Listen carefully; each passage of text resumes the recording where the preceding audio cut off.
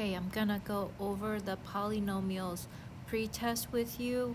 Remember, the pretest is going to look exactly like your actual test, just different numbers.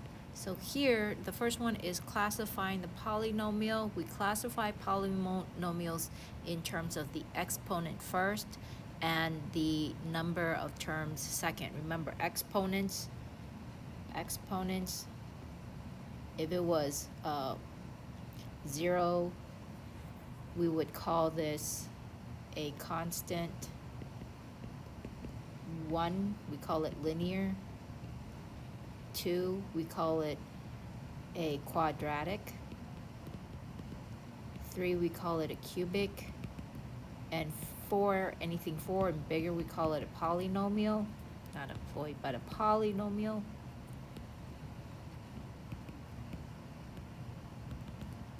And then with terms, I'm gonna write this here, terms.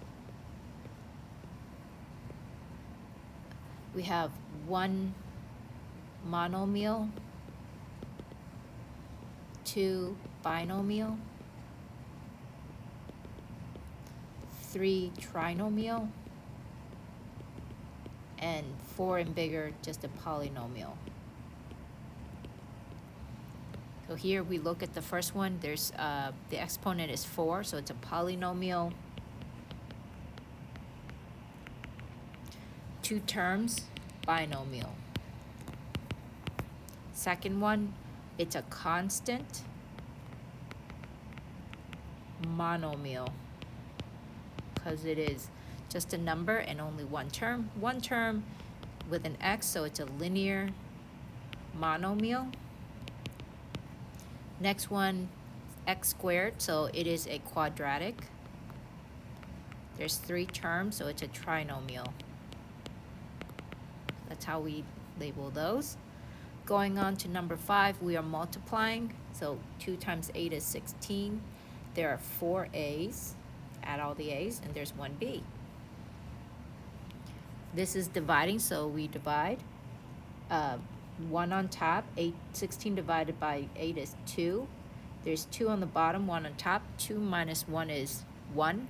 We put the 1 on the bottom where the bigger one is at. Next one, negative 4 squared. Anything negative, don't matter. If you square it, it's going to be positive, so that's 16.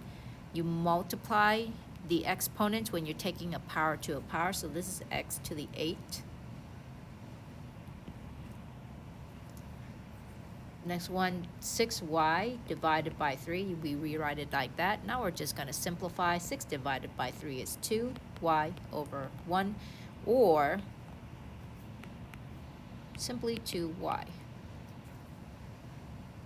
Number 9, we're adding, so we're just adding the terms that are similar, which are these two. So x squared plus 9x minus 1. Everything else we just rewrite down because there's nothing similar. Number 10, this is subtracting, so I'm just going to distribute this negative. Everything on the inside changes signs, so minus 9x cubed plus 2. Combine like terms with those two, so 10 minus 9 is just 1x cubed minus 7x plus 2. The others we can't combine because they don't have like terms. This one we are multiplying, so we can use FOIL or we can use the box method. I'll use FOIL, so first, which is x squared, outer, which is 2x, inner, which is minus 5x, and last, which is negative 10. So it's x squared minus 3x, because these two combined, minus 10. Same thing, first, x squared plus 8x plus 3x plus 24, combine like terms, x squared plus 11x plus 24.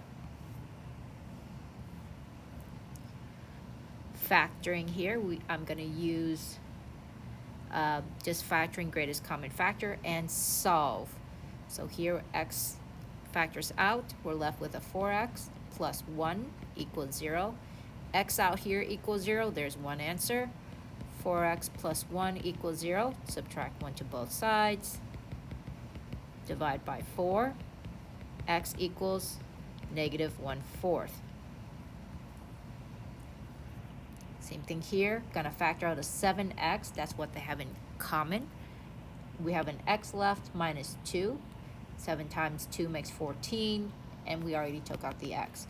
7x equals 0, divide by 7, that means x equals 0. X minus 2 equals 0, add 2 to both sides. Oh, making a mistake there. Add 2 to both sides. X must equal 2. Here, number 15, notice we have a 25, which is 5 squared, and this is 2 times 5. So this is one of those perfect square scenario, x plus 5 and x plus 5 equals 0. So x must equal -5 when I solve. If you wonder how that is, x plus 5 equals 0, subtract 5 to both sides. We get x is -5. So we only need one answer since x plus 5 and x plus 5 are the exact same. Here, I'm going to use the box method to find my factor. So I have x squared, -45, x, and x. Two factors of 45 are 9 and 5, but they have to be positive, one positive, one negative because of this minus. And it has to be minus 4x, so it's try -9. So -9x and 5x. -9x plus 5x is -4x. So the check is right. So our answer is x minus 9. Well, our factors are x minus 9 and x plus 5 equals 0. If I set them equal to 0, x must then equal 9. X then must equal -5 by subtracting 5 to both sides. And that is pretty much our entire test. If you follow along, write this down on your notes. You can use this for your notes to do the test.